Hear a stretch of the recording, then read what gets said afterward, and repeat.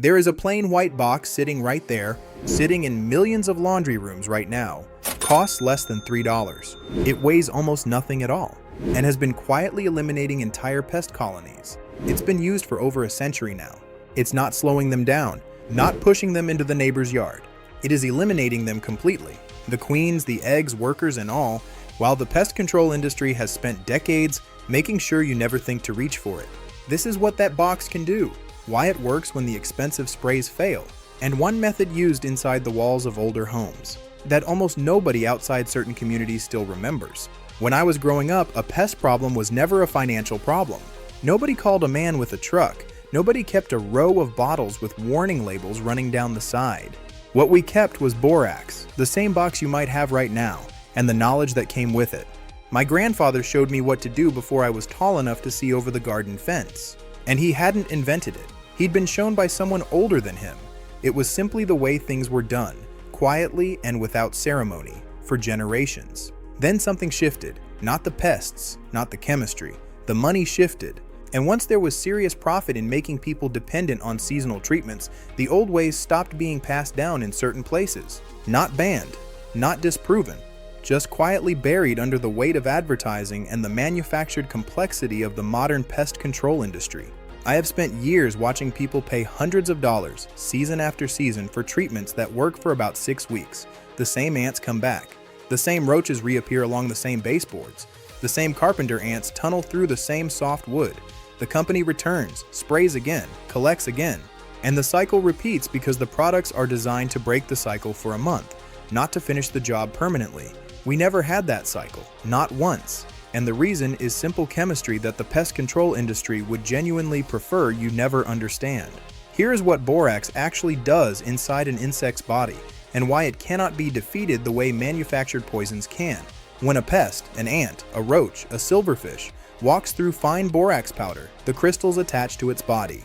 The insect carries those crystals home.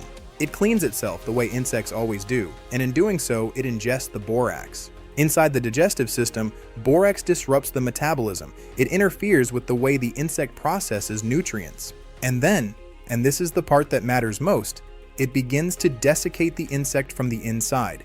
It dries it out at the cellular level. An insect cannot build a resistance to being dried out. That is a physical process, not a chemical one. Pesticide resistance happens because insects can evolve enzymes that neutralize specific chemical compounds.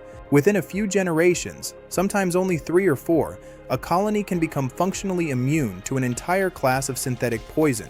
That is not a theory. That is documented, repeatable science. But borax is not a synthetic compound with a molecular structure that evolution can learn to recognize and counter. It is a mineral salt. It desiccates. You cannot evolve around desiccation. The mechanism is too fundamental. The colony has no defense. And here's the second reason borax defeats the expensive sprays on a permanent basis. It travels. A worker ant that walks through borax does not die immediately. That is not a flaw in the method. That is the entire strategy. That ant walks back to the nest. It moves through the colony. Other ants groom it. The borax transfers. The contaminated ant eventually dies, and the colony's cleanup crew, which handles the dead, picks up another dose. The borax moves through the nest the way gossip moves through a small town, slowly, touching everyone, leaving nothing untouched. Within days, it reaches the queen. The sprays you buy at the hardware store kill the workers you can see. That is exactly as useful as it sounds. The colony behind the wall, the colony under the slab, the colony beneath the garden bed.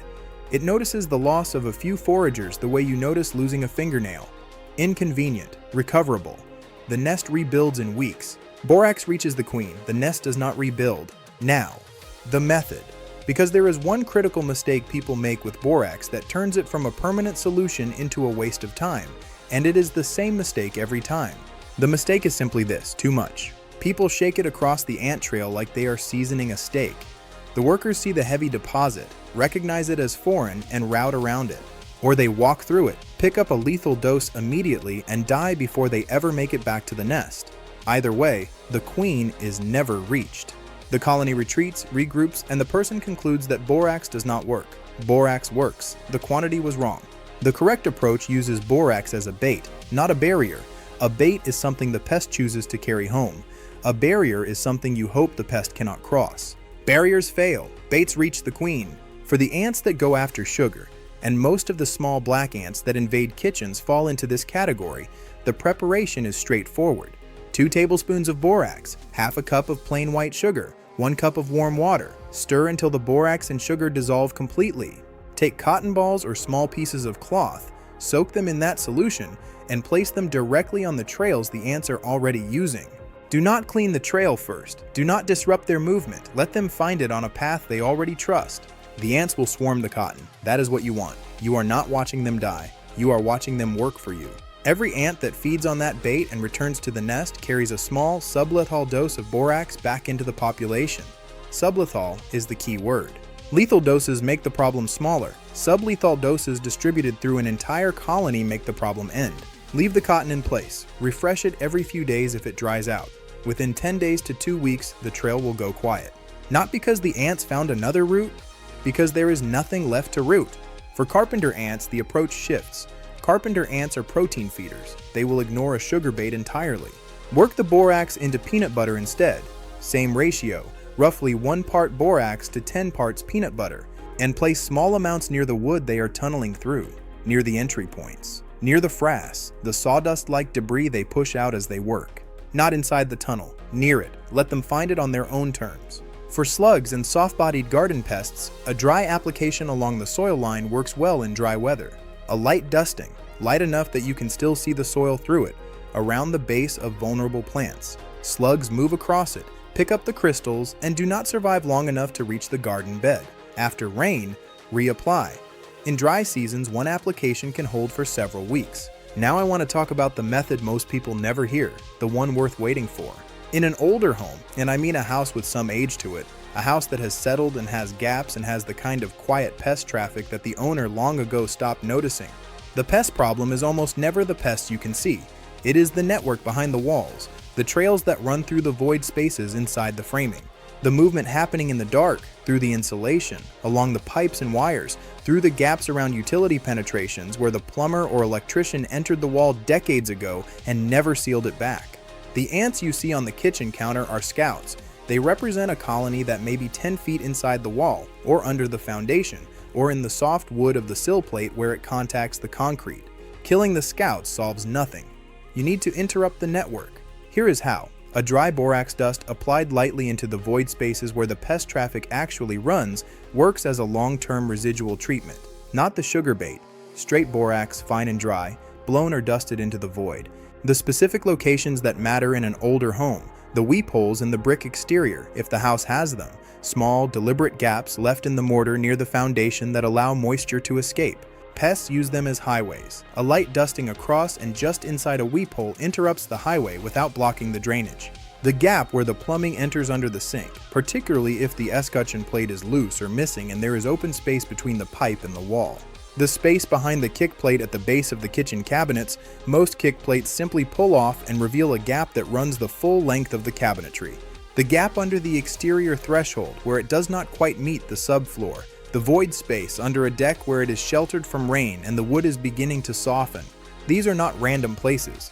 These are the places where pest traffic concentrates because they offer the 3 things any pest requires: shelter, darkness, and a protected path. Interrupt those paths with a fine, dry, barely visible layer of borax, and you do not interrupt them for a week or a month. You interrupt them for a year, sometimes longer. The borax does not degrade the way a spray does. It does not evaporate. It does not lose potency in the dark. A spray applied to a surface is gone in weeks as it oxidizes and breaks down in light and moisture. Borax in a dry, sheltered void space simply remains. Any insect that moves through it carries a dose. Any insect that grooms itself or contacts another carries it further. The residual effect is not a marketing claim. There is one caution worth stating plainly because leaving it out would be a disservice. Borax is not toxic to humans in the quantities used here, but it is harmful to plants in concentration. A heavy direct application to the root zone of a plant, especially in quantity, can damage or kill it. The dusting method along the soil line is fine for pest control around plants because the quantity is small and it sits on the surface rather than being worked into the root zone. But do not pour borax directly onto soil you are actively growing in, and do not use the saturated bait solution as a soil drench. Keep the cotton ball baits out of reach of pets and young children. Not because a small contact is dangerous, but because the sugar will attract them. And when you apply the dry dust into voids, wear a simple dust mask. Not because borax is particularly hazardous, but because any fine dust in quantity is not something you want in your lungs. What makes this knowledge worth protecting is not that it is exotic or difficult, it is that it is simple and it is permanent. A $3 box used correctly with patience solves the problem a professional pest control contract renews every season. The simplicity is not a limitation, the simplicity is precisely why it works, and precisely why it was in your grandfather's generation's toolbox. The pests have not changed, the chemistry has not changed. The only thing that changed is who profits from the solution. You have the box, now you have the method. The spaces inside your walls are the last piece, and now you have that too. What you do with a plain shovel and a quiet afternoon in your own yard is, as it always should have been, entirely up to you.